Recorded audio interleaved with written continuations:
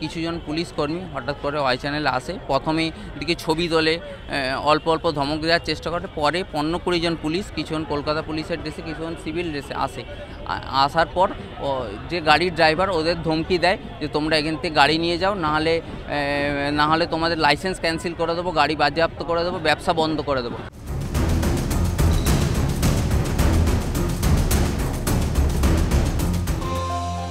প্রশ্ন উঠছে আর কত?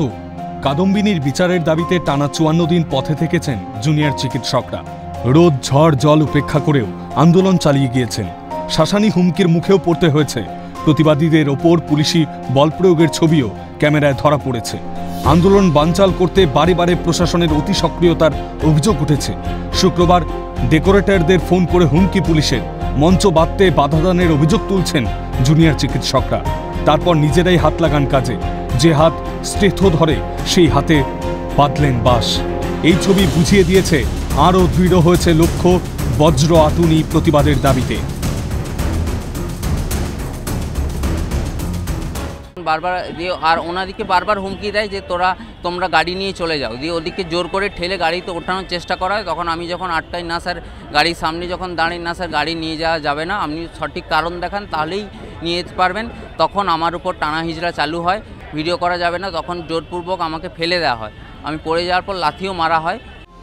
স্বাস্থ্য ভবনের সামনে চিকিৎসকদের অবস্থানের সময় অভিযোগ ওঠে ডেকোরেটরদের হুমকি দেওয়া হচ্ছে, না জানিয়েও খুলে নেওয়া হয় ট্রিপল ফ্যান। দড়িনা ক্রসিংয়ে মঞ্চ বাঁধতে বাধা পুলিশের। বাঁশদ্রোণী থেকে কুলতলি পুলিশের বিরুদ্ধে যেখানে নিষ্ক্রিয় ভূমিকায় রাজ্য পুলিশ, তখন উল্টো দিকে আন্দোলনকারীদের দমাতে কেন এত অতি সক্রিয়তা?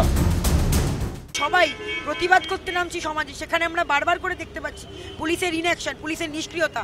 তারা প্রতিবাদীদের ওপর গায়ে হাত তুলছে, শান্তিপূর্ণ মিছিল করা ডাক্তারদের গায়ে হাত তুলছে। কিন্তু আজকে সমাজে দাঁড়িয়ে একটা ক্লাস 4-এর একটা ছাত্রীকে যেখানে নৃশংসভাবে ধর্ষণ এবং খুন করা হলো, ওই মিনিমাম প্রোটেকশনটুকু তারা দিতে পারলো না। এবং যখন অভিযোগ করতে যাওয়া হলো, সেই অভিযোগ তারা ঠিক করে নিতে পারলো না, যার জন্য আজকে আমাদের জনরোষ দেখতে হলো। এই ব্যাপারগুলো বারবার করে প্রমাণ করে দেয় যে সমাজ হিসেবে আমাদের কতটা অধঃপতন হয়েছে। আজকে যদি সমাজের সব লোক আমরা একত্রিত না হই এই অন্যায়গুলোর বিরুদ্ধে, তাহলে এই সমাজের সত্যি কোনো আশা নেই। করেছে সেটা একেবারেই অনুচিত। আমরা সবাই সেটাকে নিন্দা করি, কারণ আমরা শান্তিপূর্ণভাবে নন ভায়োলেন্স মুভমেন্ট করছি। সেক্ষেত্রে কোনো রকম বল প্রয়োগ করা এটা নন ভায়োলেন্স মুভমেন্টের প্রতি একটা অন্যায়। একটা গণতান্ত্রিক দেশের অগণতান্ত্রিক পরিবেশের একটা পরিচয় বহন করছে, এবং সেটা আমরা সবাই বুঝতে পারছি যে কালচার তো একটা জায়গায় সীমাবদ্ধ হয় না, কালচার একটা সিস্টেমেটিক ফেলিয়ার। শনিবার নতুন করে উত্তেজনা ছড়ায় ধর্মতলায়। আন্দোলনস্থলে ঢুকতে বাধা পুলিশের। অভিযোগ, ধর্নাস্থলে কাঠের চৌকি নিয়ে আসা ভ্যানগুলি আটকে দেওয়া হয়েছে। জানিয়ে পুলিশের সঙ্গে বচসায় জুনিয়র চিকিৎসকরা। অবরুদ্ধ হয়ে পড়ে রাস্তা। তারপর নিজেরাও জিনিসপত্র সরিয়ে নিয়ে যান তারা।